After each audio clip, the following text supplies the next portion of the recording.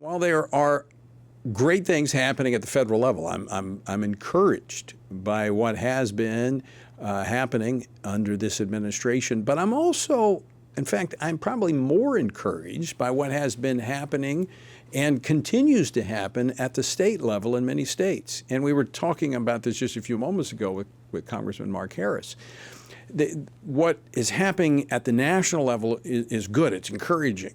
But I'm very concerned what could happen 3 years from now. But what's happening at the states has been happening it's been really kind of a season of sowing for many years, and now it's coming to fruition.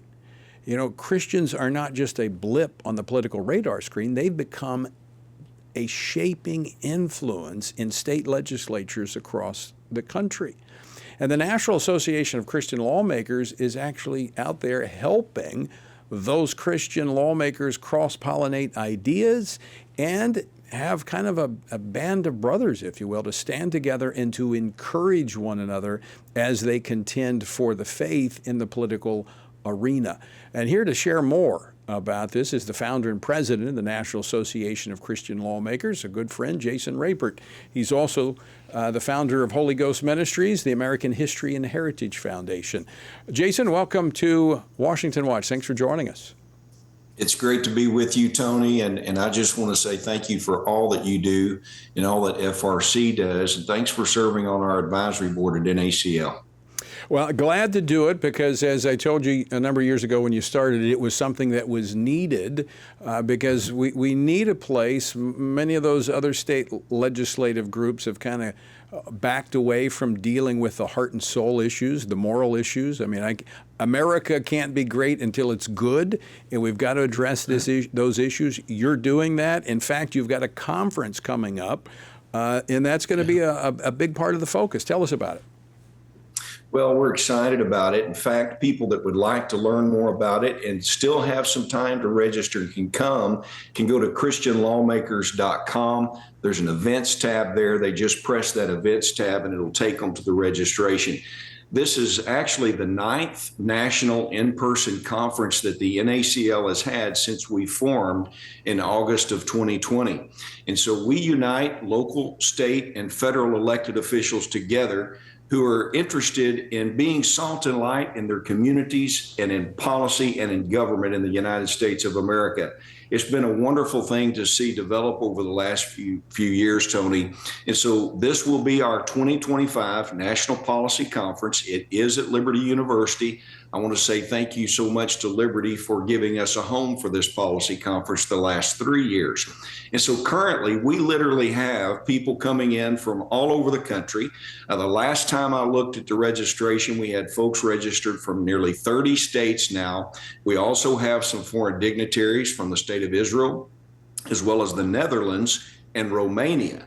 Believe it or not, Tony, people are reaching out to the NACL and saying, will you help us form an NACL entity in our own country? And so these people are coming as well. And the entity will be meeting. We're going to be honoring some people. There will be some great speakers like Todd Starnes, John Solomon of Just the News. And we'll have Lieutenant Governor Micah Beckwith of Indiana will be there. That's a pastor that became a politician and now a leader in government.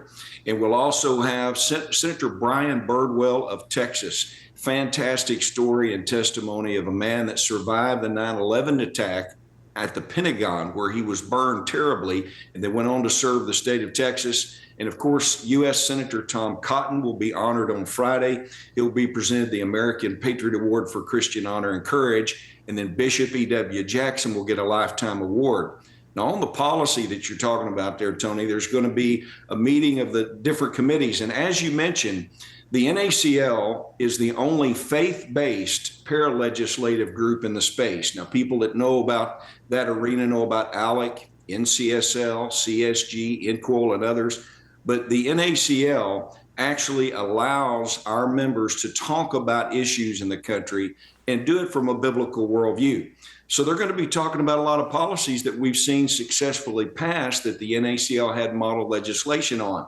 We'll be talking about 10 Commandments posters, even 10 Commandments monuments. I'm happy to report, you may be the first show I've got to say this on, but we're currently helping Tarrant County, Texas, has voted to put up a brand new 10 Commandments monument, and we're helping through the American History and Heritage Foundation to put up that monument. And then we have people wanting to help these states that have approved posters. You know, it's your home state of Louisiana that led in that, Tony, with Representative Dodie Horton. It's actually one of our vice chairs for the state of Louisiana. We'll also be talking about religious release time education. Very important concept. LifeWise Academy will be there talking about that. We will have an abortion panel talking about all the abortion amendments, just like you're talking about in Missouri. And there is a plethora, if you will. I literally cannot name them all on your show. But one of the most important things, too, is that we will have Sasan Hassan, who is the Minister of Public Diplomacy from the Embassy of Israel, to talk about the horrible event. It was her staff member that got murdered the other day. And so we hope people will come, be a part of this. It's a great opportunity to network and engage with leaders. Well, we'll certainly encourage people to do that. Folks, check out the website.